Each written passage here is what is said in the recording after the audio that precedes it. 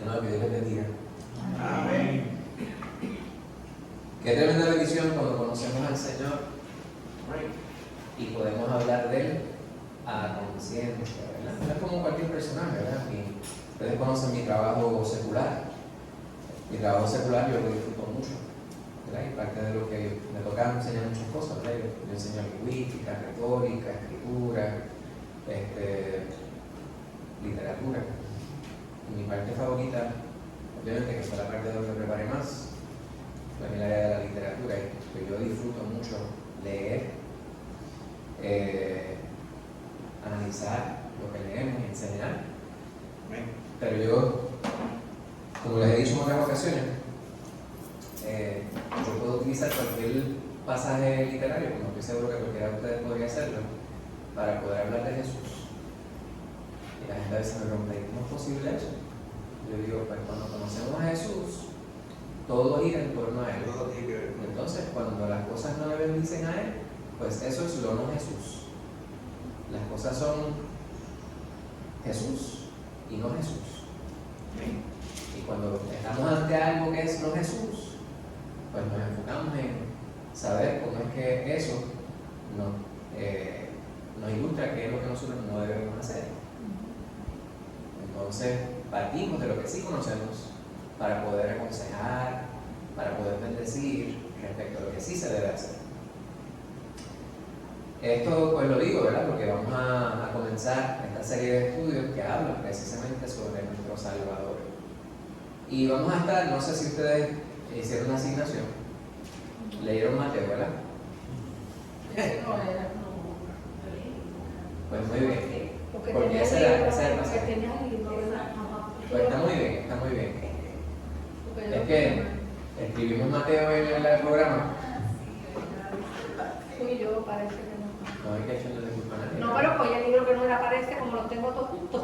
Pero me parece que fue muy bueno que apareciera así. Yo decía, esto, si los hermanos se dieron cuenta y salieron Mateo y ahora leen también Lucas, pueden ver, porque es básicamente lo mismo. Sí.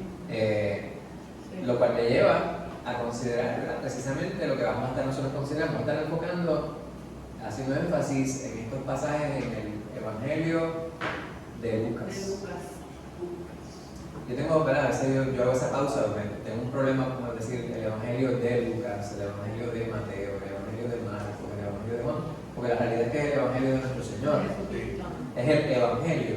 Pero cuando decimos de Lucas, de Mateo, de Marcos o de Juan, es porque el escritor, correcto, el Evangelio según Lucas. Hay muchas personas quienes dicen que tal vez esta es la obra literaria, si lo miramos desde esa perspectiva, más elaborada de todo el Nuevo Testamento. El lenguaje que utiliza Lucas es un lenguaje bien refinado, no por aquello de ser rebuscado por la pompa, sino porque esa era su manera de hablar. Y es como que dicen que Lucas, cuando escribió el Evangelio, lo escribió de la manera que lo escribió porque sabía para quién lo estaba escribiendo. Cuando hacemos las cosas para Dios,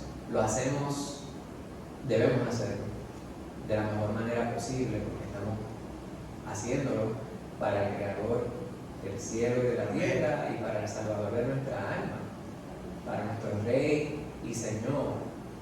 Y es necesario porque nosotros tengamos conciencia de ello. Y cuando miramos el Evangelio de Lucas, esto es evidente. Obviamente nosotros tenemos la traducción al español, que es una excelente traducción, por Reina Valera,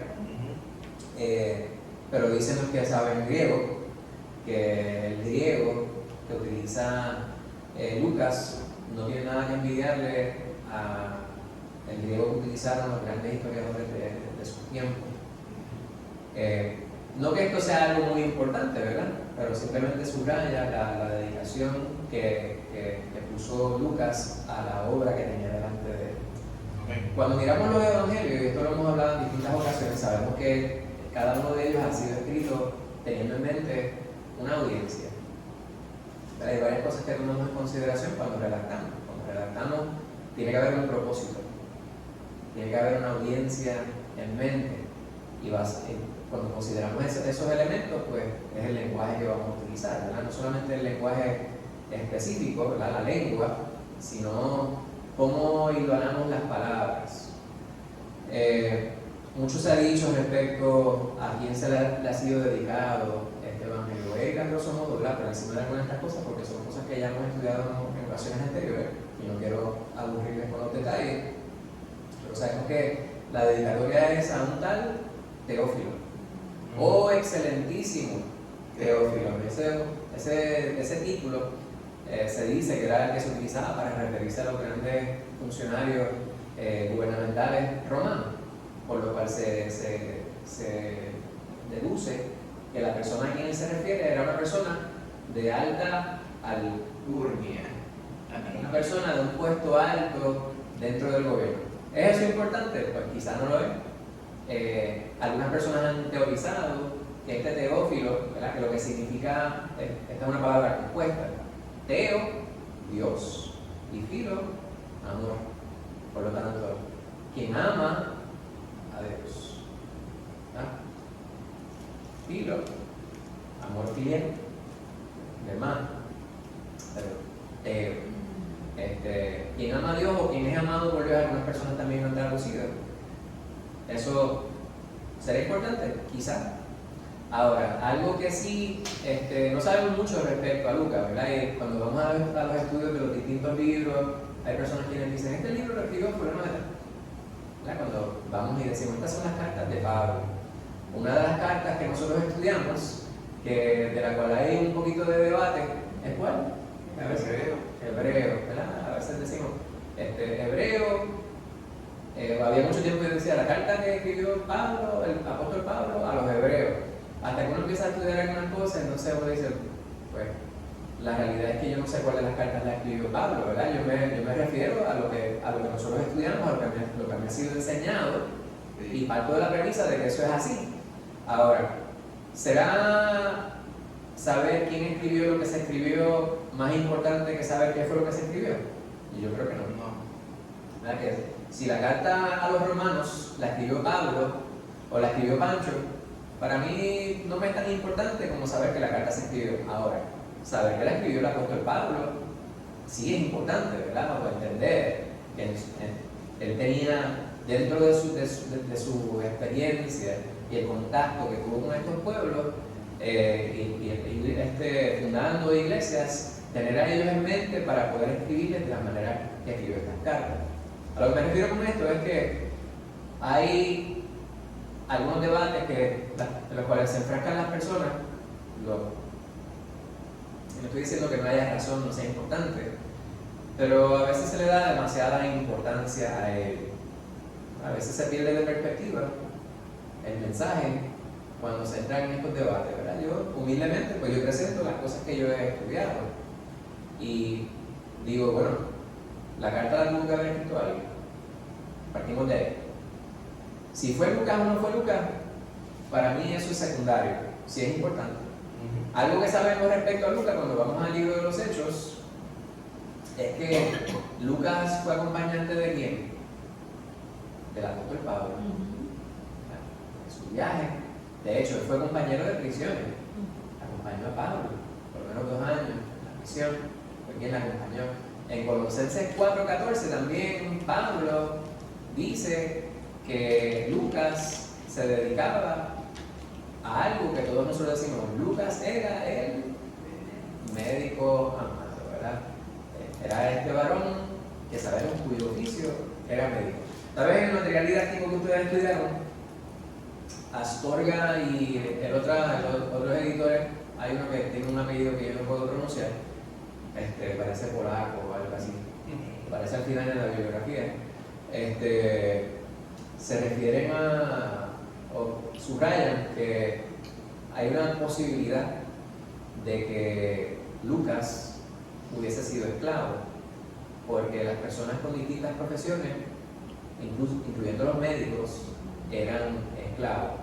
Yo respecto a eso, pues no puedo abundar muchísimo, tampoco me parece ser muy importante. Sí saber que era médico me es importante, porque me tiene mucho sentido respecto a cómo él describe las cosas. Era bien minucioso, ¿verdad? Con cómo él presentaba todo. Era, aparte de ser un médico, era un historiador. Bragaba. Usted dice, era bien quisquilloso con buscar información precisa respecto a lo que iba a decir, ¿verdad? Cuando habla sobre la aparición de Juan en el capítulo 3, dice, en el año 15º del imperio de Tiberio César, ya tiene un detalle histórico, siendo gobernador de Judea, Poncio Pilato, ya tiene un segundo, y Herodes, tetrarca de Galilea, ya es un tercero, y su hermano Felipe, tetrarca de Iturea y de la provincia de Traconite, y Lisania, tetrarca de Abilinia, 5. Y siendo sumos sacerdotes Anás y Caifás. 6 detalles históricos para hablar sobre el momento en el cual Dios le dio palabra a un hijo de Zacarías en el desierto. 6 detalles, ¿verdad? Y así vemos en otros lugares. Pues mucho se habla sobre este evangelio. Es un evangelio que está que es el evangelio de los gentiles, muchos dicen. Hay personas quienes hablan sobre cómo se representan los evangelios en las grandes catedrales a través del mundo. Las vidrieras, ¿verdad? Que tienen distintos colores, a veces son representativos de los evangelios, pero esto podría variar, pero hay ciertos símbolos que se utilizan. Cuando se habla sobre el evangelio de Marcos, por ejemplo, muchas veces el símbolo es el hombre. El evangelio más sencillo de todos ellos, bien down to earth, ¿verdad? El evangelio de Mateo muchas veces el león. El león es representativo de ese evangelio, representativo del león de Judá, de la tribu de Judá, ¿verdad? Porque Mateo lo que pretende es presentar a Jesús como el cumplimiento de la profecía, la profecía mesiánica presentada en el Antiguo Testamento. En Juan, pues el águila es muchas veces el símbolo representativo, porque es un evangelio más teológico, un evangelio mucho más profundo, ¿verdad? El pensamiento es bien alto y bien rebuscado en el sentido teológico. En el caso de Lucas, pues es el cordero, porque se presenta a Jesús como el cordero sacrificial, el sacrificio por toda la humanidad. Y vemos nosotros que hay muchas cosas que se van hilvanando en este evangelio. Cuando lo comparamos con otros evangelios, por ejemplo en Mateo, se habla sobre la genealogía de nuestro Señor Jesucristo, se busca hacia atrás y llegamos hasta Abraham. Sin embargo, en Lucas, él regresa hasta Adán, haciendo énfasis en cómo es que Jesús es de todos y para todos. El énfasis que hace Mateo es un énfasis en el pueblo judío. Hay un propósito en ello. En el caso de Lucas, pues el lenguaje que él utiliza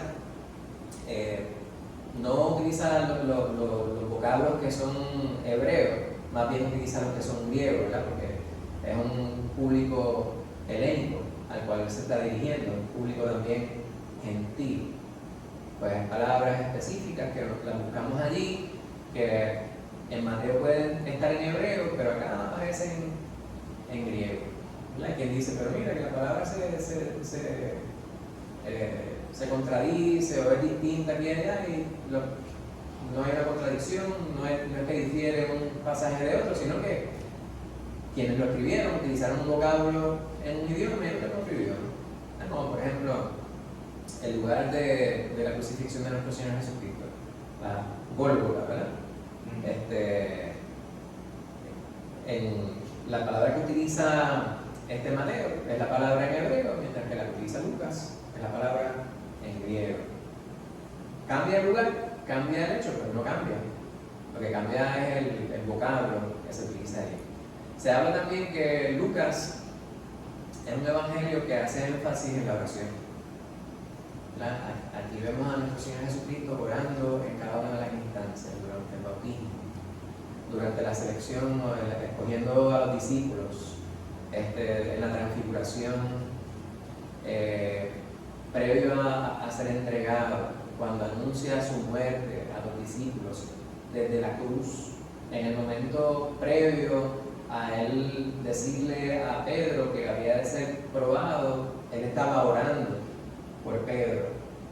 Este es el evangelio donde se presentan las parábolas que son alusivas a la oración, del juez injusto.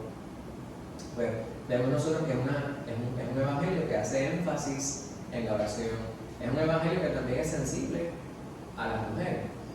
Algunos dicen que es bien probable que Lucas fuera proveniente de Macedonia, porque era un lugar donde ya se habían emancipado más las mujeres, ¿verdad? Hay personas quienes dicen, eso no es tan importante, pero quizá la sensibilidad que muestra respecto al rol de la mujer, las personas dicen que la Biblia es una Biblia patriarcal o machista. Yo tengo un problema con esas palabras, ¿verdad? Yo creo que cuando nos referimos a un contexto histórico, pues hay que tomar eso en consideración. Teniendo 5 hijas, pues yo sé la importancia del rol de la mujer, pero sabemos cuál es el rol de la mujer desde la perspectiva de la palabra, no desde una perspectiva cultural solamente. Ahora, Lucas demuestra el amor que Dios tiene por toda la humanidad y ve el rol de la mujer como uno importante también dentro de todo lo que él realiza. Ahí vemos la figura de Ana, de Elizabeth, la viuda de Naín. Vemos esta pintura que plasma él, para así decirlo, de María, de Marta, de María Magdalena. Es allí en Lucas donde aprendemos sobre Juana y las demás mujeres quienes eran seguidoras de nuestro Señor Jesucristo, Susana.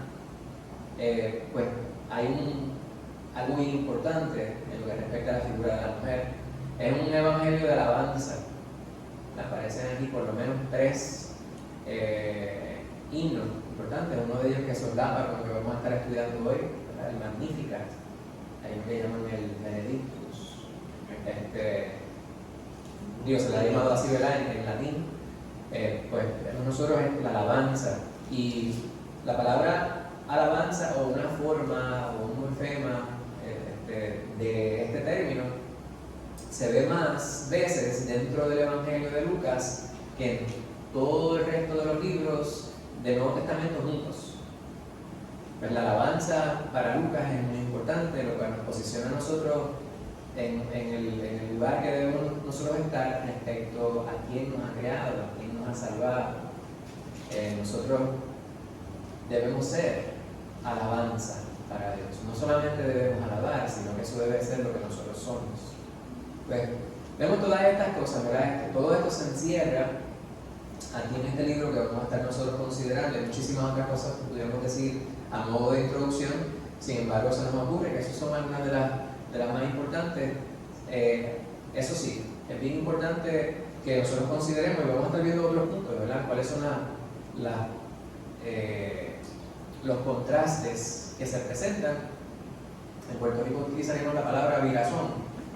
Cómo es que se ven las cosas de la manera contraria a lo que podría ser la lógica del hombre, ¿verdad? Una lógica ilógica cuando conocemos la mente de nuestro Señor, porque aquel que se humilla es enaltecido, aquel que es pobre es rico en espíritu. Pues vemos estos contrastes que pudieran muy bien para la persona cínica parecer retórica, parecer palabra o palabrería. Sin embargo, cuando nosotros nos adentramos en la palabra de Dios, nos damos cuenta que tiene mucho sentido, y le dan sentido a nuestra existencia.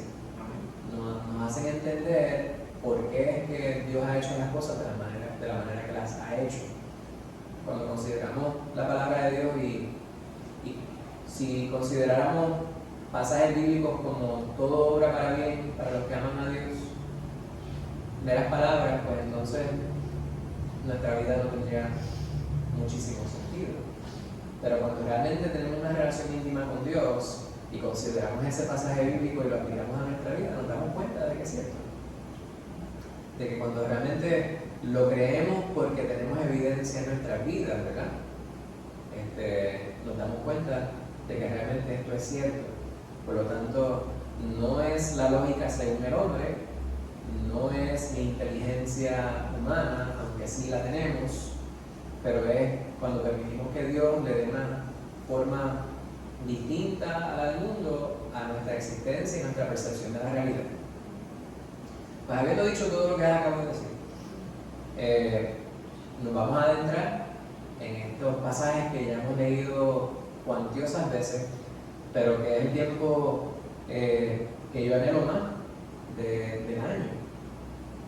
O sea, de las épocas más del año que yo más disfruto, porque hablamos del Señor todo el año y para el cristiano la realidad es que todo el año es Navidad, pero siendo eso cierto y coincidiendo con la época festiva en la cual las personas, a sabiendas o no, celebran la llegada, la natividad, la llegada del Salvador, pues para mí pues, es muy emotivo adentrarnos en los pasajes que nosotros conocemos muy bien y los cuales nos van a bendecir, de igual manera o aún más por conocerla ya del tema. Pues sin más, para no perder más tiempo, cuando decimos eso no queremos decirlo realmente, que recordamos a un pastor que ya no está con nosotros, está con el Señor, Pastor Luis Acevedo, decía así. Había un tiempo en que él daba una introducción y decía, después de hablar y estaba bendiciendo y qué sé yo qué decía, pero para no perder más tiempo vamos a hacer tal cosa. Y habíamos tenido el devocional quizás. No tenía filtro, ¿verdad? A veces no tenía las neuronas igual que debía. El nacimiento de Jesús. ¿Qué significa eso para usted? ¿Qué significa el nacimiento de Jesús? Pero el domingo el pastor estaba predicando sobre lo que las personas muchas veces hablan en estos tiempos, el niñito de Jesús. ¿Qué es el niñito Jesús para usted? El Salvador del mundo, ¿verdad? Bueno, es una estampa. El niñito Jesús es una estampa, porque no se quedó niñito. El nacimiento, uno piensa, ¿verdad? Uno piensa en el nacimiento de Jesús. Si usted tuviera que pintar, hacer una pintura, un dibujo a mano del nacimiento de Jesús, ¿qué elementos estarían ahí? ¿Qué verías ahí? Una cosa que verías ahí. A María, seguro. Me dije que el hermano mío dijo, a ver María. Estaría María. Pero no dijiste María. Tenía que estar María, porque María fue la que lo parió. Había ovejas, dice el hermano mío. Es probable que hubieran ovejas. ¿Qué más podemos ver en esa pintura? Pues habría los comederos. El pesebre era un comedero. Seguro. Le ponían la paja y toda la cosa para que comieran. Pues los comederos estarían ahí, como dice el pastor. ¿Qué más estaría ahí? ¿O quién más? Estaba José también. José. Jesús, María y José. Tendría que haber el olorcito a animales, bueyes y todas esas cosas. El olorcito. ¿Verdad? La pintura, ¿verdad? Tenía que decir así como si fuera como un mito de la. Pero más que todo eso, tenía que haber estado allí la gloria de Dios. Amén. Bueno, sí. En la pintura, pues, quizás un No, brillo. la Un brillo. ok, la pintura. Yo estoy pensando en ese lugar específico. Sí, tú te estás yendo muy Me fui muy espiritual. No, pero está bien, pero el pastor que tiene un 4D, Gráfico, ese fue más gráfico. tiene hasta olor en la pintura que La pintura tiene el dolor. Sí, mira. ¿Qué otra cosa? Tendría que estar oscuro. Muy bien. La estrella, ponen la estrella de Belén. La estrella de Belén estaría por allí. Y ponen los pastores. Pero ponen la estrella de Belén, pero eso está un poquito anacrónico, ¿verdad? ¿Por qué? Pues porque eso fue después.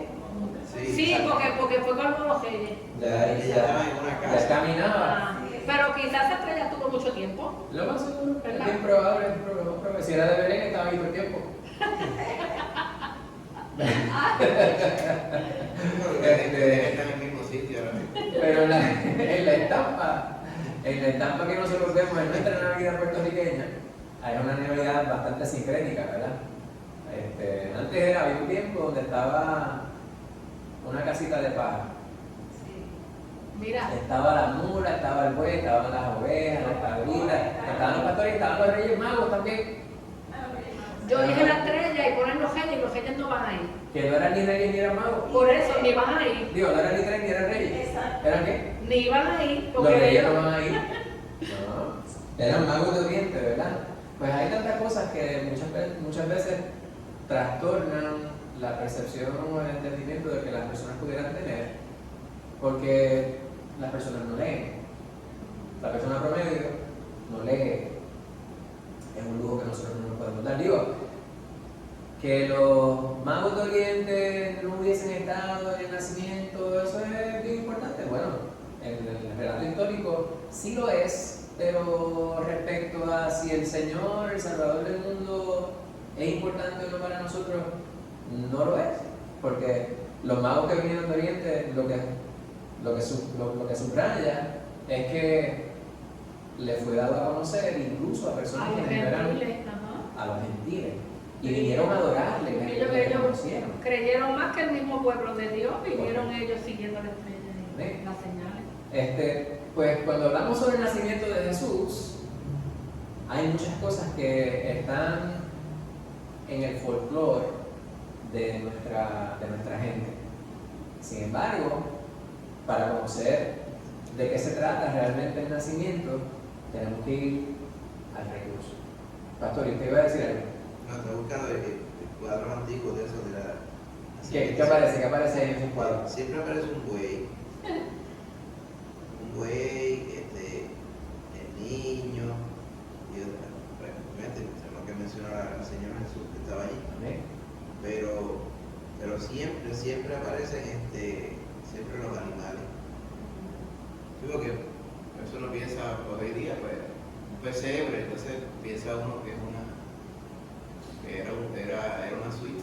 Correcto. Y esta era todo lo contrario. El pesebre era donde los animales estaban y ¿sabes cómo son los animales? Ahí mismo donde comen, ahí mismo Exacto. van al baño también y todo. O sea, entonces estaba todo. Y eso es uno de esos contrastes que presenta Lucas, ¿verdad? Estamos hablando de el dueño de todo. Exacto. Se humanó, se encarnó, vino a morar entre nosotros los humanos, a quienes Él venía a salvar, quienes no nos merecemos su presencia, ¿verdad? Porque cuando nosotros nos damos cuenta de quién es Jesús, es cuando más claramente nos damos cuenta de qué somos nosotros y de cuánto nosotros somos indignos, o cuán indignos somos nosotros de que Él pueda siquiera considerarnos a nosotros. No somos dignos de estar en su presencia. Pues vemos al Señor. Y un contraste grande es que Él viene y a nacer en una de las circunstancias más humildes, por falta de una mejor palabra, ¿verdad? A nacer donde comen los animales, porque no había lugar para Él. Tuvo que estar en el lugar donde se reunían, porque las personas iban, ¿verdad? Venían de distintos lugares para ser censados, y ya estaban todos los lugares ocupados, y estaban ellos donde estarían ellos llevando sus animales a pastar, ¿verdad? Y para protegerse, ¿verdad? de la intemperie, pues estarían allí entre los animales, y no se daban cuenta en derredor de quién era que realmente estaba allí. Pero eso no ha cambiado. El Señor vino para morar con nosotros, en nosotros y por nosotros, y todavía el día de hoy está Él procurando que le demos lugar en nuestro corazón. Sigue tocando la puerta y la gente lo que le da, si le da algo, es lo que sobra. No, deja a Jesús afuera. Aquí mis comodidades, aquí yo, y aquí los míos. ¿Y Jesús? ¿Quién es ese? La he escuchado, pero vamos a darle espacio afuera. Y así fue la circunstancia bajo la cual nació nuestro Señor. Lo vamos a estar considerando estos tres pasajes en el capítulo número 1 y el capítulo número 2 del Evangelio de Lucas. Hubo 400 años de silencio de parte de Dios, desde el último el último libro que conocemos nosotros, ¿verdad?, en el Antiguo Testamento, que es el libro de Malaquías. Dice el capítulo número 4 de Malaquías: he aquí viene el día ardiente como un horno, y todos los soberbios y todos los que hacen maldad serán estopa. Aquel día que vendrá los abrazará, ha dicho Jehová de los ejércitos, y no les dejará ni raíz ni rama. Esa es la maldición que se nos habló de 400 años de silencio, ¿verdad? Hay quien ha querido rellenar ese espacio con otros libros. Son libros a los cuales nos referimos, ¿verdad? Libros intertestamentarios, libros apócrifos. La palabra apócrifo ha venido a ser una mala palabra, pero la realidad lo que significa es extrabíblico, extracanónico, que son esos libros intertestamentarios. ¿Por qué son extrabíblicos? Pues porque no se ha llegado a un acuerdo que estos hayan sido realmente inspirados por Dios. No obstante, no quiere decir que no sean útiles, ¿verdad? Son libros que a veces arrojan algo de luz respecto a la historia del pueblo escogido durante esos 400 años. Es allí donde aprendemos respecto a Judas Macabeo, ¿verdad? Eso, en el libro de los Macabeos, y sobre ese tiempo y algunas penurias que tuvo que sufrir el pueblo, y las sublevaciones que hubo y las situaciones que acontecieron previo al tiempo en el cual los romanos llegan al escenario respecto a la relación interpersonal con el pueblo judío.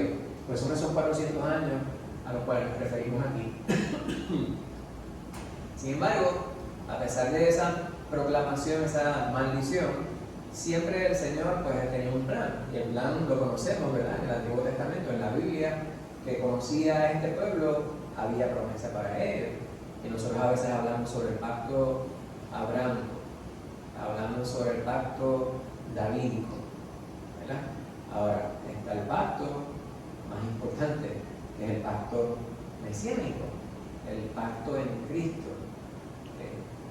Dios mismo encarnaría, viviría entre los hombres y moriría por nuestros pecados, pero resucitaría y se ascendería al Padre. Y todos aquellos que recibiéramos este regalo viviríamos eternamente con Él, ¿verdad? A grosso modo, ese es el resumen del Evangelio. Esa es la buena nueva. En menos de 30 segundos podemos resumirlo. Pablo nos dice que para entrar en el reino de Dios, en el reino de los cielos, lo que tenemos es que reconocer que Jesucristo es el Señor y aceptarlo y confesarle delante de los hombres. Eso es lo importante, creer en Él y confesarle. Vemos nosotros que a pesar de esa maldición, pues había también promesa. Pues ya hablamos sobre el periodo intertestamentario. En ese tiempo se dieron varios eventos importantes históricos. Entre ellos, pues creo que el pastor recientemente estaba hablando sobre Alejandro Magno, ¿verdad? El imperio griego pues abarcaba lo que se conocía en aquel tiempo, el mundo conocido para aquel tiempo. Antíoco IV Epífanes fue este individuo quien hizo un sacrificio, ¿verdad? Sacrílego en el templo, y hubo una sublevación de parte de los judíos. Esa es la porción que estamos hablando, que luego aparece la figura de Judas Macabeo. Y luego entran los romanos al escenario. Se distinguen varios grupos entre los judíos, pues lo que ya hemos conocido en la palabra, entre ellos los fariseos, los saduceos. Había otro grupo llamado los celotes, ¿verdad? Quienes eran más bien un grupo revolucionario, como el IRA allá en el norte de Irlanda, ¿verdad? Los macheteros judíos. Pero entre los grupos de mayor influencia, tanto religiosa como política, estaban estos que conocemos muy bien, y a quienes nuestro Señor acusa de ser hipócritas en lo que respecta a la observancia de la ley, de la palabra, y quienes acusan a nuestro Señor de ser blasfemo, de no ser quien ellos muy bien ven que Él realmente es con evidencia. Pues aquí hay varias cosas que nosotros vemos que se cumplen en nuestro Señor Jesucristo, que les había sido prometido al pueblo, ¿verdad? Allá en Génesis se le promete una simiente a Abraham, y lo vemos nosotros, el hijo de Abraham, la simiente, Mateo, ¿verdad? También se le prometió descendiente de David en el trono para siempre, ¿verdad? En 2 Samuel 7. Será concebido por una virgen, Emmanuel. Llegaría el gobierno de Dios a Israel en ese pueblo en Belén, ¿verdad? Miqueas 5:2, un pasaje que se ha leído mucho durante este tiempo. Y de Jacob un cetro de Israel, ¿verdad? Una entre los judíos. Amén. Bendito sea el Señor. Vamos a tomarnos unos minutitos para ver este vídeo que va a resumir y va a solapar con algunas de las cosas que hemos presentado en esta introducción, para que entonces podamos seguir a la porción que nos compete en el estudio de esta noche. Vamos a ver si se ve. Durante 400 años, Dios guardó.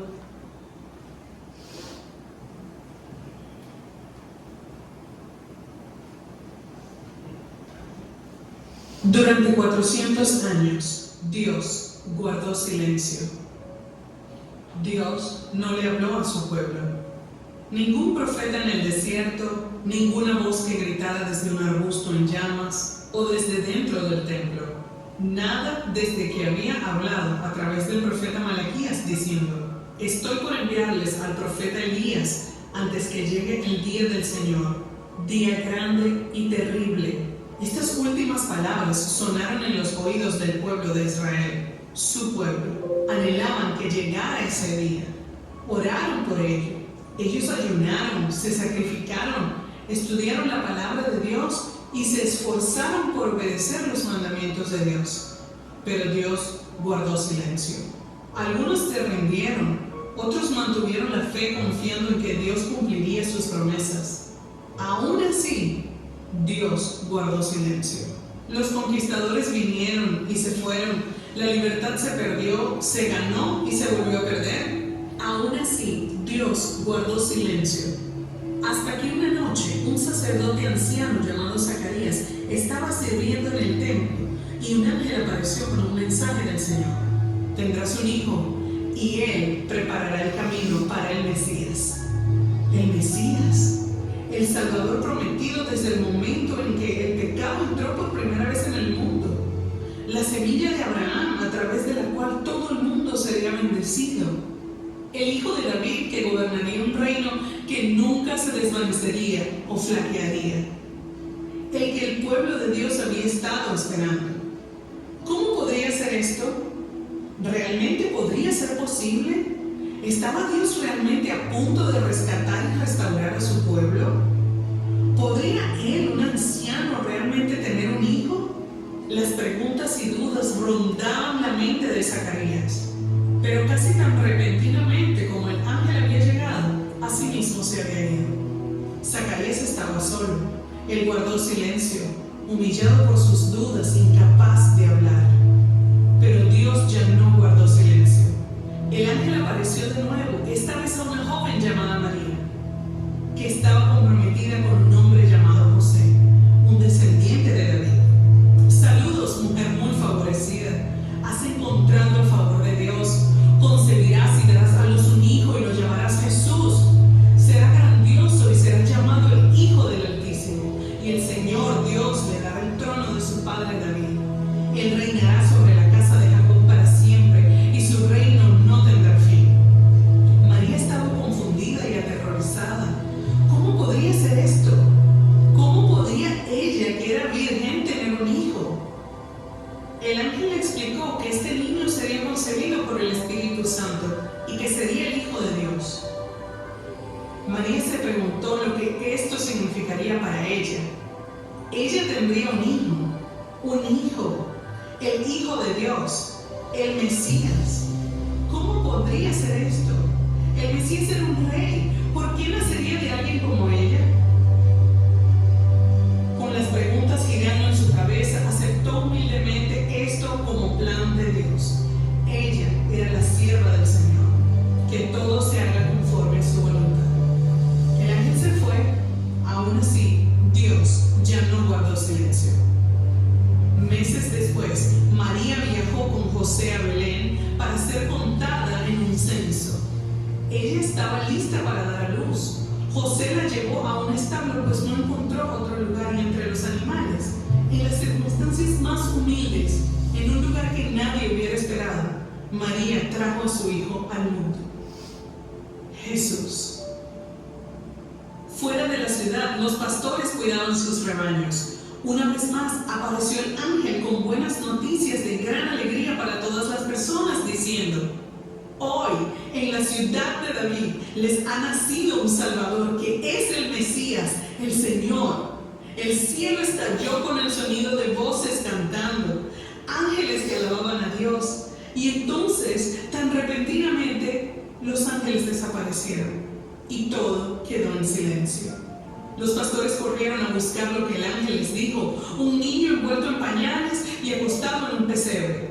Jesús, el Mesías, la semilla de Abraham, el hijo de David, el hijo de Dios. Dios mismo finalmente había llegado.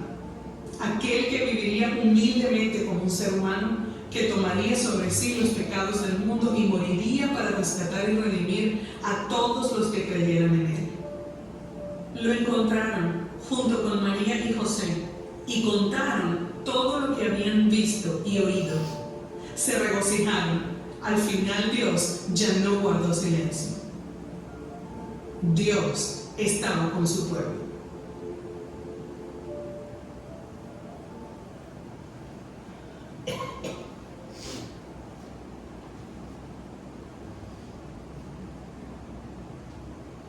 ¿Puedo hacer una preguntita?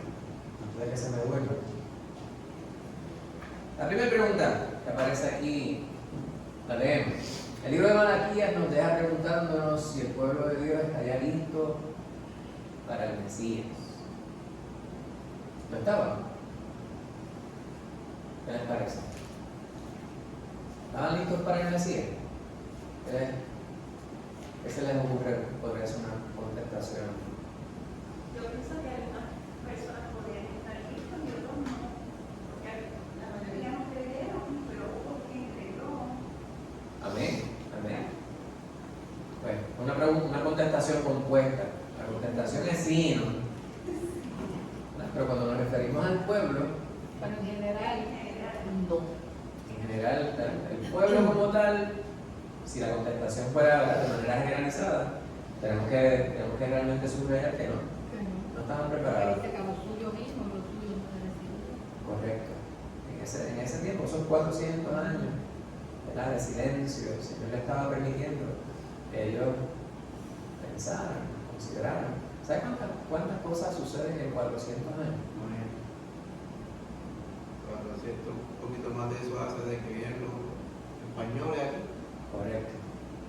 viniendo Y y ven. Y menos que eso, ¿verdad? Porque ¿cuánto tiempo va que estamos utilizando las computadoras como tal a todo lo que hay? En los 80 fue más o menos cuando llegó el auge de las computadoras. No lleva 40 años. Sí, 83 era que salió la Michael. Sí, Exacto. 40 años. Antes de eso ya estaba la milicia, utilizaba las computadoras, pero a lo que voy con este ejemplo es que la vida ha cambiado tanto y hay personas quienes ya ni siquiera se acuerdan cómo eran las cosas antes de eso. Los muchachos que nacen hoy en día, a veces yo bromeo con los estudiantes en el salón de clase y yo les digo, sí, en la revista tal, la revista National Geographic, la revista, una revista es, entonces me dicen, ¿sabes una revista? Yo digo, ¿verdad? Porque, ¿cómo es que se enciende el libro? Porque ahora algunas personas van a la iglesia y dicen, vamos a abrir la Biblia, y hay personas que sacan su celular y encienden su celular para ver la Biblia. Algunas personas dicen, ay, pero eso no. No, yo no estoy de acuerdo. Pero ahí está la palabra, obviamente, esa es nuestra mentalidad. Me lleva a la antigua. Yo incluso hasta para los libros seculares, pues mi experiencia con los libros es que me gusta tocarlos, me gusta pasar las páginas. Sin embargo, estas generaciones que van adelantándose ahora, pues ellos tienen una experiencia, una perspectiva de la vida bien distinta. Y estamos hablando de décadas, imagínense 400 años. Hay veces que uno no está en la casa del Señor, no estoy diciendo que uno retorna, ¿verdad? Pero uno no está en el calor de la congregación por una cantidad de tiempo y cuando uno regresa a veces por una broma decimos, me siento como que me tengo que volver a convertir. Tengo que volver a recibir el Señor, porque estamos y queremos seguir fervientes y queremos estar con el Señor y sabemos que cuando no estamos, pues estamos con Él. Pero imagínense un pueblo que no percibe la presencia de Dios. Esa fue su experiencia, 400 años. Y llega nuestro Señor, ellos conocen todas las profecías o deberían conocerlas. Ese es el asunto, que nosotros lo juzgamos, pero llevan todo ese tiempo, ¿verdad? Apagado. Y desde antes de eso, pues llega el Señor y la expectativa de todo lo que miramos hasta ahora es que sí estuviera preparado, pero la realidad es que no lo estaba. ¿Verdad? La contestación que la hermana Lorian subraya, ¿verdad? Lo suyo vino, pero los suyos no lo recibieron. Ahora, ¿cómo debería afectar una comprensión más profunda del nacimiento de Jesús la manera de abordar y preparar una celebración de Navidad? Le traduzco esta pregunta extensísima. El que nosotros entendamos qué significa realmente el nacimiento de Jesús.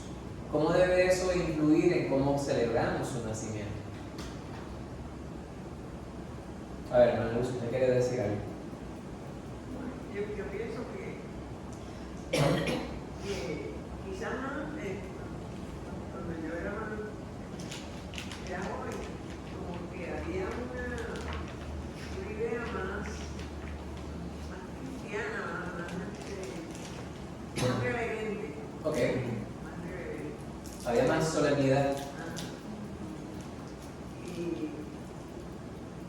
Y realmente es un evento, ¿verdad?, que es único en la historia y lo más grande que ha ocurrido en la humanidad.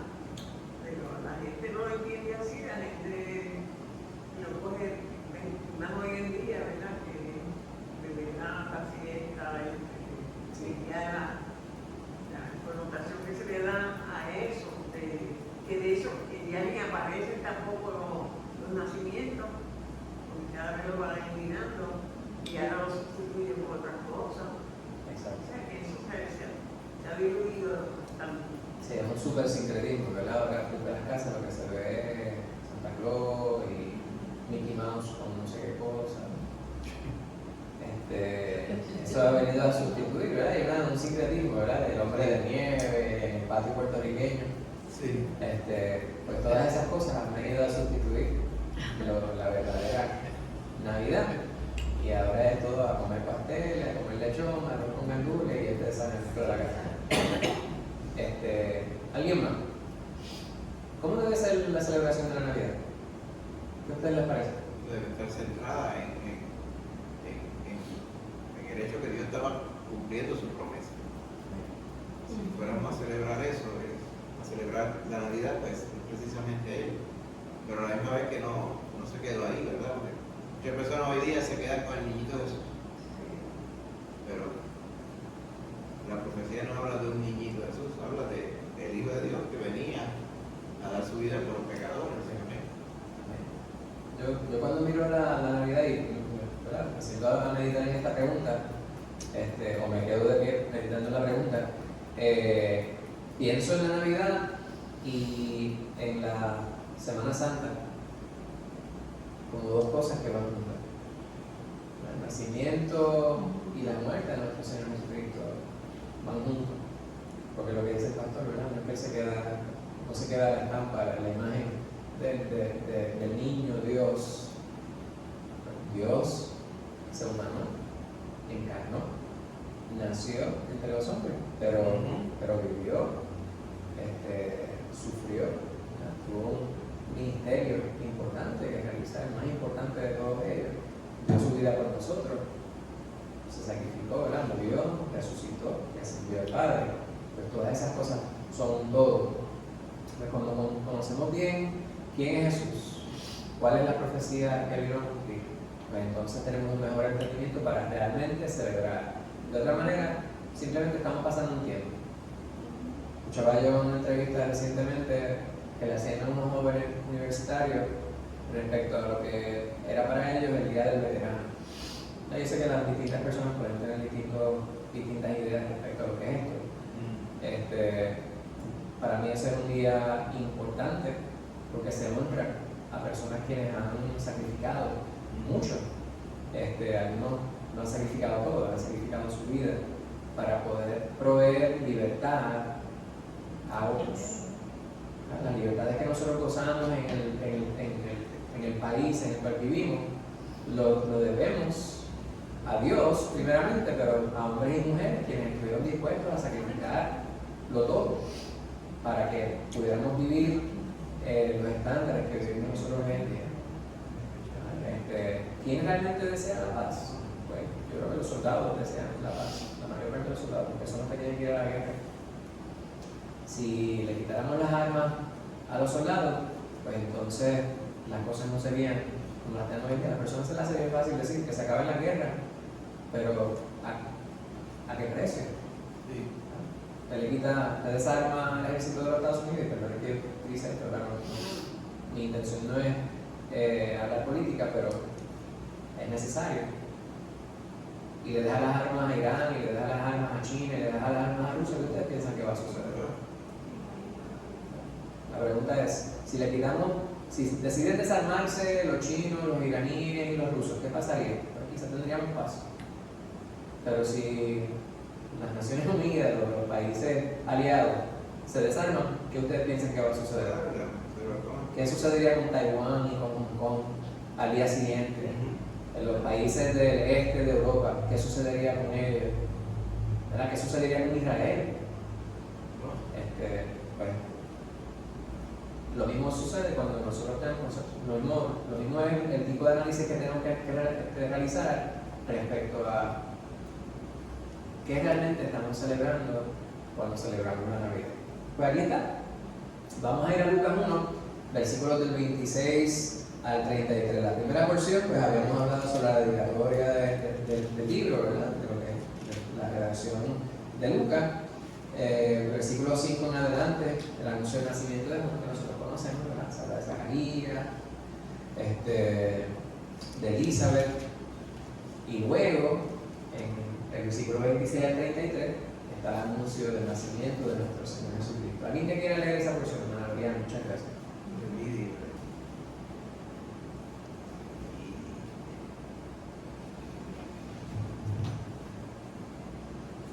Al sexto mes, el ángel Gabriel fue enviado por Dios a una ciudad de Galilea llamada Nazaret, a una virgen desposada con un varón que se llamaba José, de la casa de David, y el nombre de la virgen era María. Y entrando el ángel en donde ella estaba, dijo: salve, muy favorecida, el Señor es contigo, bendita tú entre las mujeres. Mas ella, cuando le vio, se turbó por sus palabras y pensaba qué salutación sería esta. Entonces el ángel le dijo: María, no temas, porque has hallado gracia delante de Dios. Y ahora concebirás en tu vientre y darás a luz un hijo, y llamarás su nombre Jesús. Este será grande y será llamado Hijo del Altísimo. Y el Señor Dios le dará el trono de David, su padre, y reinará sobre la casa de Jacob para siempre, y su reino no tendrá fin. Amén. Leemos esto, muchas gracias, hermana Lorena, y lo leemos, y lo leemos, y lo leemos, ¿verdad? Y mi deseo es nunca anestesiarme respecto a lo que yo escucho de la palabra. Amén. Porque a veces leemos las cosas mucho y se convierte en algo tan y tan común. Y yo le pido al Señor que nunca permita que se convierta la palabra suya en que sea lo que yo quiera escuchar, pero que no cese de asombrarme lo que dice la palabra, que pueda realmente siempre escuchar exactamente lo que Dios quiere que yo escuche. Porque y hablando sobre cómo percibimos las cosas en los tiempos que vivimos, hoy día vivimos un tiempo donde la tecnología ha avanzado a tal grado que podemos nosotros ilustrar cosas que son sobrenaturales como si no lo fueran. Me refiero al campo al mundo del cine. Usted se sienta a ver una película. Ahora yo no sé cuál es lo más reciente respecto a la tecnología visual. Había un tiempo que era 3D, ahora está 4K y no sé cuántas cosas más. Sí, más resolución. La resolución, entonces hay sitios que son hasta 4D, Sí, que tiene hasta olor, movimiento. Hay algunos sitios que usted va y la experiencia es así. Entonces hay hecho atracciones en estos parques de atracciones allá en la Florida, donde usted va y se ha visto la película esta, ¿está en la película? ¿Cómo se llama el mundo ese? Pandora. Que aquello es una cosa tremenda, te hace una fila kilométrica. Cuando llega arriba se sube a una motora, algo como una motora, y le ponen los ojos, y usted siente que usted está allí. Entonces hay animales gigantescos que brincan por encima de uno, que cuando caen, usted lo mojan, incluso usted siente el spray de agua, y usted se siente que usted está allí. Movimiento y una cosa que usted, si usted padece de vértigo, no puede meterse ahí, porque aquello, se siente que está una cosa terrible. La tecnología ha llegado a ese punto. Entonces, cuando vamos a la palabra del Señor, como no está todo ese blog, porque dependemos de lo que nosotros tenemos en la mente, ¿verdad? Y las limitaciones quizás visuales o lo que fuera, podemos perder la perspectiva que realmente se nos está diciendo. Y podemos nosotros no asombrarnos como realmente deberíamos. Lo que acaba de leer mi hermana Loriana, acaba de mencionar una serie de cosas allí que nos deberían dejar estupefactos.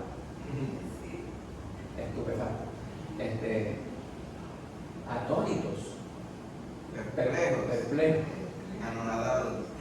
Pues miren, después del anunciamiento del nacimiento de Juan, que era primo de nuestro Señor Jesucristo, Juan el Bautista, lo era, se habla sobre esta joven virgen, que lo que significa es una mujer que no había conocido varón, pero que estaba desposada. Era virgen, pero que estaba desposada. Hemos hablado sobre lo que es el desposorio, ¿verdad? El desposorio es como un compromiso, pero mucho más severo, serio, que el compromiso de estos tiempos. No es que el compromiso de estos tiempos no sea importante, porque si usted se compromete con mi hija, más vale que vaya en serio. Pero el desposorio era serio al nivel de que si se pretendía terminar, había que presentar carta de divorcio. Era estar casado sin haber realizado la ceremonia ni haber consumado el matrimonio. Por lo tanto, esta joven se enteraba que fuera virgen. De no serlo, al momento de casarse, pues se consideraba adulterio. Y el adulterio se castigaba con la muerte. Así de serio. Este pueblo sabía que en la profecía o habían leído, pero como sucede muchas veces, ¿verdad? Nosotros entendemos, decimos, pero si ellos sabían cuál era la profecía. Pero la realidad es que la interpretación de la palabra varía de persona en persona, de grupo en grupo. Incluso cuando la gente hoy en día dice que son cristianos, usted no sabe realmente lo que quieren decir. Cuando te dicen que Dios te bendiga, usted realmente no sabe exactamente lo que ellos quieren decir, porque a qué Dios se están refiriendo y qué significa bendecir desde su perspectiva. Pues cuando miramos esto, nos damos cuenta que tal vez la interpretación de lo que realmente era la profecía se había secularizado. Hay muchas personas que asisten a la iglesia, o sea, se presentan en un lugar, pero la realidad es que no tienen una intimidad con Dios. Pues el que pasara por desapercibido lo que realmente se estaba dando allí no es algo que nos debería asombrar. Pero lo que sí debe asombrarnos es que sí estaba sucediendo. O sea, nosotros no debemos perder la capacidad para el asombro de que Dios cumpliera con lo que Él había prometido que había de suceder. Y que todo lo que es natural para nosotros como seres humanos, para Él no es necesario apegarse a Él. Me refiero a, ¿puede una mujer dar a luz sin tener intimidad con un hombre? La contestación es sí. Para Dios no hay nada que sea imposible, pero fue esa vez nada más. Ahora, se nos habla sobre quién era esta mujer incluso, y me detengo aquí. No es parte del estudio, pero para mí siempre me gusta subrayar esto. Rocho Martínez dice que nosotros los bautistas o evangélicos en general somos anti-María. Y aquí no hay nadie que sea anti-María. Todos nosotros reconocemos que María ha sido la mujer más bendecida de entre todas las mujeres. Los católicos rezan: Dios te salve María, llena eres de gracia, el Señor es contigo, bendita tú eres entre todas las mujeres y bendito es el fruto de tu vientre Jesús. Yo estoy de acuerdo con todo eso. El problema mío es que yo lo puedo decir, pero ella no me está escuchando. Ese es el detalle. ¿Será María bendecida? Seguro que sí. ¿Estará ella en la presencia del Señor? No tengo la más mínima duda de que nos vamos a encontrar con ella. De que le vamos a preguntar: oye, tú sabes, no le vamos a preguntar nada de eso porque nada de eso va a estar en nuestra mente cuando estemos allí. A veces decimos: oye, todas las preguntas que le voy a hacer a Pablo, no se le va a ocurrir a usted ni hacerme una pregunta a Pablo.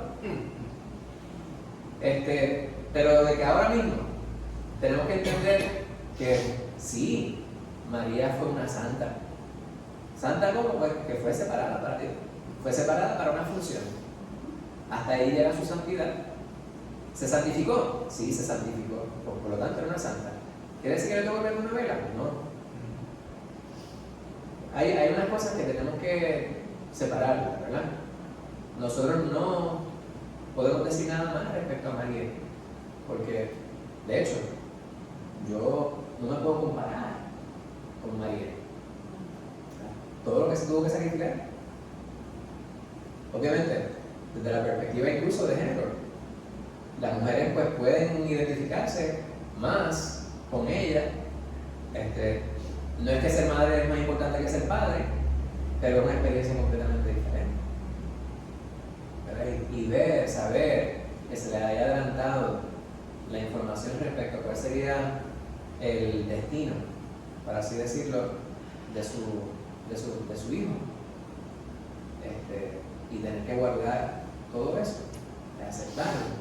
Pues este ser, nosotros sabemos que es un ángel, pero usted está en su casa, lo más tranquila, ablandando las habichuelas, y de momento se le presenta este ser distinto. Se describen los ángeles como estos seres de luz, etc. Pero ¿cómo es un ángel? Pues yo no sé, yo nunca he visto. Es bien probable que hayamos visto ángeles, pero la gente que dice: pues los ángeles a veces transitan entre nosotros y uno no sabe dónde es que están y cómo es que se presentan. Yo no lo dudo, pero no voy a espiritualizar mucho tampoco. Pero podría haberse presentado, pienso yo, como si fuera una persona. Digo Sí. yo porque en el Antiguo Testamento vemos que muchos eran, Abraham habló ángeles y eran como personas. Seguro. No sé, ¿verdad? Sí, sí. Ajá. Lo que pasa es que, claro, ya sabía que era un ángel, pero que me imagino que. Seguro. No sé.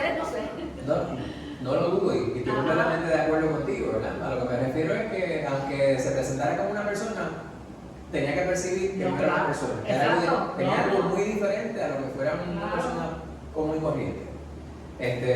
Pero nuevamente, ¿será importante saber el micro detalle respecto a cómo se veía ese ángel? ¿Cómo se llamaba el ángel? Pues a mí no me parece que fuera tan importante saber si era caballero, saber qué era cuál. Pero sí sabemos que Dios envió este ángel para que se le presentara. Entonces le habla y el saludo que le presenta es uno reservado, ¿verdad?, para una persona de gran importancia. circunstancias, lo cual ella le extraña, porque ella, cuando miramos a través de la palabra, era una persona muy humilde, reservada, ¿verdad? Y cualquier mujer dedicada al Señor, cualquier mujer virtuosa, que ella lo era, de su cultura, sería reservada, sumisa en el buen sentido de la palabra, calmada. Y era joven, era bien jovencita. Era una niña. Estaba niña. Era una niña prácticamente. Pues este saludo a ella la toma por sorpresa. Entonces, esta expresión que está aquí, que es la que reserva para el rezo: bendita tú entre las mujeres. Se me presenta esta persona, este ser, y me dice estas cosas, me saluda de esta manera reservada para una persona muy importante, y me dice que yo soy bendita entre las mujeres si yo lo soy de aquí. ¿Qué? Yo no soy una princesa, no sabía ella quién era ella. Adelante. Y el encuentro que tiene con Elizabeth, me parece que hay una palabra parecida que expresa. Exacto. Cuando ella se le presenta a Elizabeth, que explica el niño en su vientre. Esa es Elizabeth, ¿verdad? Entonces, dice que se turbó, estaba ella desconcertada, no entendía lo que estaba sucediendo, ¿verdad? Y ella se preguntaba, ¿se estará refiriendo a mí? Y ahí el ángel pues percibe el temor que debe haber ella. Tiene que estar temerosa por lo que está ocurriendo. Y el ángel pues le explica. Ahora, lo que se da a continuación es la parte que tenemos nosotros que tratar de trabajarla desde el punto de vista de nuestra esquemata, nuestra experiencia. El cínico, si se da en una situación como esta, la contestación que va a presentar no debemos dudarla. Me refiero a cómo va a quedar una muchacha preñada, o dice que está preñada, ¿verdad? O está encinta, como dicen por allí, sin haber conocido varón. El cínico dice, eso es imposible.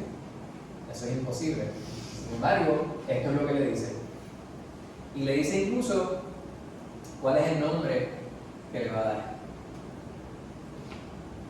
Y aquí hay un problema, ¿verdad? Al niño siempre el nombre se lo da al papá. Pero no hay contradicción porque el nombre se lo dio al papá. Exacto. Dios mismo le dice exactamente cómo se va a llamar, ¿verdad? Salvador, Jesús, que es el mismo nombre, en hebreo es Josué, es el mismo nombre. Y le explica quién sería este a quien ella habría de dar a luz. Y no se nos dice, pero es bien probable que María tiene que haber escuchado esta profecía. Obviamente, hay tantas cosas que están pasando por su mente en ese momento y Lucas pero no puede narrar qué es lo que se está dando ahí. Amén. Ya hemos hablado sobre a quién le dedica Lucas el libro y sabemos la procedencia de Lucas. Muchas de estas cosas ya las hemos comentado. Salud. Gracias. Y sobre lo que dice el material didáctico respecto a cuál podría haber sido el origen de Lucas, pero de esto realmente no hay evidencia que podamos nosotros utilizar para sustentar esa teoría, por lo tanto no deja de ser más que una teoría. Lo que sí sabemos es que era un médico y nos lo dice Pablo en Colosenses 4:14. Salud. Sabemos respecto a esta joven, María, me gusta esta expresión que se utiliza aquí. Ella es el epítome de los marginados. Es la expresión máxima, ¿verdad?, de lo que sería una persona marginada, ¿verdad?, de no segunda clase ni tercera clase, de lo más pobrecito, de lo más humilde, quien tendría la gran bendición de poder proveer su vientre para gestar a quien Dios utilizaría para salvar a la humanidad. Y aquí sabemos, ¿no?, la profecía que se presenta, la cual podemos sustentar en la palabra en el Antiguo Testamento en distintos pasajes. Muy bien, pues vemos distintas profecías que son cumplidas por nuestro Señor, entre ellas aquello que se le prometió a Adán, a Abraham, a Jeremías, a David. Aplastaría la cabeza de la serpiente, sería bendición para todas las naciones, habría un nuevo pacto y sería el Mesías quien ocuparía el trono de Dios. Y esto todo respectivamente se presenta aquí en esta diapositiva. Amén. Bendito sea Dios. Una sola pregunta en esta porción. ¿Cuáles son algunas de las repercusiones prácticas de llamar rey a Jesús en tu vida? ¿Qué significa para nosotros? Cuando decimos, porque a veces hay ciertas palabras que las utilizamos y son, perdón que les diga, pero a veces realizamos. A veces podemos llamar a alguien en la calle y decirle, yo a veces tengo la costumbre, si estoy en algún lugar, por aquello de ser cortés, me dice, buen provecho. Y a veces yo digo, buen provecho, familia. Me refiero a la familia que está ahí, pero el que está ahí pudiera entender que yo estoy diciendo que es mi familia. Pero aun cuando fuera así, hay personas que me dicen, primo. En Puerto Rico todos somos familia, ¿verdad? Primo, brother. Mira, yo digo a poco, le digo brother. Digo brother al pastor cuando hablo con él, a mis hermanos en sangre. Pero creo que a más nadie yo le digo brother. Pero hay gente que, primo esto, primo lo otro. Pero cuando le decimos rey, cuñado. ¿Cuál es la repercusión? ¿Cuál es el impacto inmediato para nosotros en nuestra vida? A ver. A un rey que se le obedece, él es soberano, se hace lo que dice, manda. Amén. Nuestra posición respecto a él, somos sus súbditos, por lo tanto, estamos sometidos a él. El rey, como dice la hermana Rosana, es el que manda, es el que es soberano. Amén. Es quien imparte la ley. Hay tantas cosas que están asociadas a ello y a veces las palabras son huecas, las palabras son vacías. Por eso tenemos que insistir en ser precisos respecto al lenguaje que utilizamos. Cuando decimos Dios te bendiga, eso significa algo importante. Cuando decimos salud, eso significa algo importante, ¿verdad? Voy a orar por ti. La gente que utiliza eso y a mí me parece que a veces se convierte en una muletilla. Voy a orar por ti, debería. En ese mismo momento, para que no te olvides. En ese mismo momento deberías elevar una oración para que no estés mintiendo, como dice la hermana Gabriela. Pues cuando decimos que Dios es nuestro rey, cuando Jesús es nuestro rey, tiene que ser consono con lo que es nuestra vida, con lo que demostramos en nuestra vida. ¿Okay? Próximo pasaje. Versículos 51 al 55. Rosana. Hizo proezas con su brazo. Esparció a los soberbios en el pensamiento de sus corazones. Quitó de los tronos a los poderosos y exaltó a los humildes. A los hambrientos colmó de bienes y a los ricos envió vacíos. Socorrió a Israel su siervo, acordándose de la misericordia de la cual habló a nuestros padres, para con Abraham y su descendencia para siempre. Amén. Y está el cántico de María, posterior al pasaje que se nos adelantó la hermanita Lucy, para decirlo, ¿verdad? Lo que está justo antes de esto es ese pasaje. Va María y visita a su prima Elizabeth allá en el monte, allá en Jayuya. Entonces dice, entró en casa de Zacarías y saludó a Elizabeth. Versículo 40. Dice, aconteció que cuando oyó Elizabeth la salutación de María, la criatura saltó en su vientre, Elizabeth fue llena del Espíritu Santo. Mira qué cosa. Nuevamente, corremos el riesgo de perder de perspectiva que ese nos está diciendo aquí. Elizabeth fue llena del Espíritu Santo. Nosotros a veces no entendemos qué significa el ser lleno del Espíritu Santo. La palabra nos dice que usted y yo, que conocemos a Cristo Jesús, que le hemos aceptado como nuestro Redentor, tenemos al Espíritu Santo en nosotros. Pero también hablamos sobre la necesidad de estar llenos del Espíritu. Entonces esas cosas como que se convierten en palabras. Hay instancias en las cuales estamos más conscientes que otros de estar en el Espíritu. Pues tiene que haber habido, o sea, tiene que haber demarcado claramente cuál era la experiencia para ella. El momento que llega María y el niño salta en su vientre, y en ese momento el Espíritu Santo la llena.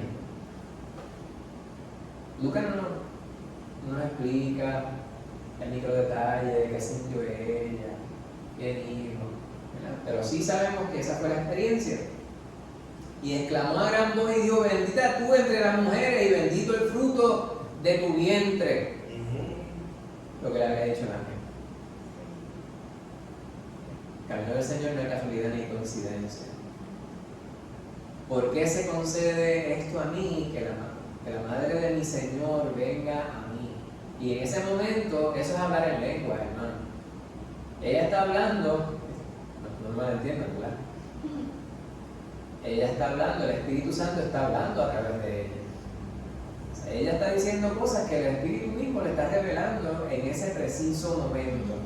Por eso ella cuestiona, ¿verdad? Y ella reconoce la gran bendición, porque tan pronto como llegó la voz de la salutación a mis oídos, la criatura saltó de alegría en mi vientre, y bienaventurada la que creyó, porque se cumplirá lo que fue dicho de parte del Señor. Y esto que continúa es el Magnífica, lo que es llamado el Magnífica, ¿verdad? María elevando este cántico, esta alabanza al Señor. Es algo precioso lo que leía mi hermana Rosana. Y aquí reconoce, ¿verdad?, todo lo que ha sido el Señor, pero de manera prospectiva, lo que habría de hacer. A los hambrientos colmó de bienes, a los ricos envió vacíos, y vemos esos contrastes también. Y habla sobre la profecía precisamente que había presentado el Señor respecto a que venía a cumplir el Mesías prometido. ¿Amén? Pues allí estábamos viendo nosotros en la pregunta anterior la repercusión de nosotros reconocer a Jesús como Rey, y vemos nosotros cuál era el reconocimiento que tenía María de sí misma respecto a su Señor. Ella sabía lo que era ella. Vemos nosotros un paralelo aquí respecto a lo que ella decía de sí misma, como lo que dice Pablo respecto a sí mismo cada vez que se presenta en cada una de sus cartas. Yo soy el esclavo del Señor. Pues ella sabía que había de ser esa madre que había de ser escogida, esa mujer que había de ser escogida, pero a su vez vendría a ser su esclavo, la hija. Nuevamente, la posición del esclavo es hacer lo que le dice su amo que haga, y estaba completamente comprometida a hacerlo, sin importar cuál fuera la repercusión para sí misma. Y ustedes perdonen que yo parezca esta grabación, ¿verdad?, repitiendo lo mismo y lo mismo, pero nuevamente tengo que subrayar el que no podemos perder de perspectiva qué es lo que realmente se está diciendo, cuál es la importancia, ¿verdad?, de lo que se está dando allí. Provenía su espíritu sumiso de este reconocimiento. Ella sabía que era lo que tendría que sufrir, que era lo que tenía que suceder, y de qué manera tenía que cumplir lo que el Señor le estaba diciendo que hiciera. Nuevamente le va este cántico, esta alabanza al Señor, y esta es una de esas representaciones de las inversiones radicales que estábamos presentando, los contrastes que habría, que vemos nosotros a través del Evangelio de Lucas, donde aquellos quienes están por debajo, desde la perspectiva de aquellos quienes se consideran importantes en la sociedad, realmente son los que son exaltados por el Señor. Y aquí vemos nosotros, ¿verdad?, cuáles son algunos de esos contrastes. No voy a ir sobre cada uno de ellos, pero porque ya hemos mencionado muchos. Jesús ganó todo el perderlo todo. Pablo dijo que fue crucificado en debilidad. Los misteriosos caminos de Dios, la cruz le ha concedido una fuerza interminable a aquellos que han sufrido y que siguen sufriendo. Estos son esos contrastes radicales que hemos estado mencionando, las inversiones que se mencionan aquí. ¿Cómo desafía tu vida los valores del mundo con los valores del reino?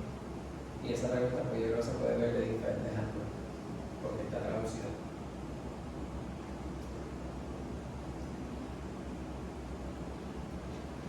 ¿De qué manera nosotros, al asumir los valores de Dios, los valores que Dios quiere para nuestra vida, desafiamos los valores del mundo? O viceversa. Tenemos que vivir diferente. El mundo dice que las cosas son de una manera, pero nosotros sabemos por la palabra del Señor cómo son las cosas en verdad. Entonces, amoldar nuestra vida, ¿verdad?, con el poder del Espíritu Santo y la comunión con el Señor, a esa manera que el Señor nos enseña. Amén. Amén. ¿Alguien más? Hermana Luz. Lo tendrás ahorita.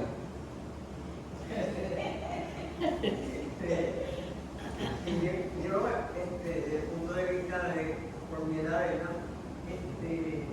Yo he aprendido que en el mundo uno había aceptado muchas cosas superficiales, realmente superficiales, y ahora uno dice, ¿sabes? Como que damos contentamiento de tener lo que uno tiene, y cualquier cosa que venga es porque el Señor quiere, ¿no? Pero uno como que puede apuntar mejor a lo que es superficial y a lo que de verdad vale la pena. Gloria a Dios. Amén. Así es. Vamos a ir al último punto. Lucas 2, versículos del 4 al 7. ¿Alguien que quiera leer esa porción? Hermano Milla. Mission.